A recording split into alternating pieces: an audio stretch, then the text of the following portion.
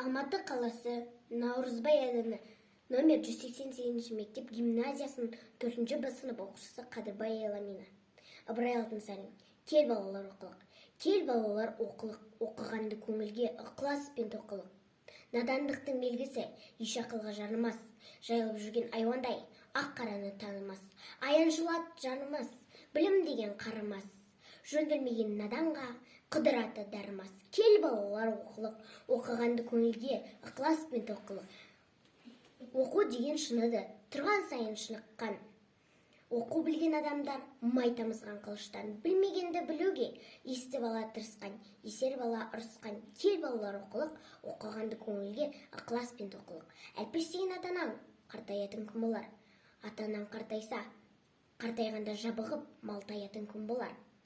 Ата-енең қартайысқанда тіреу болар бұл оқу. Қартайғанда малтайса, сүйеу болар бұл оқу.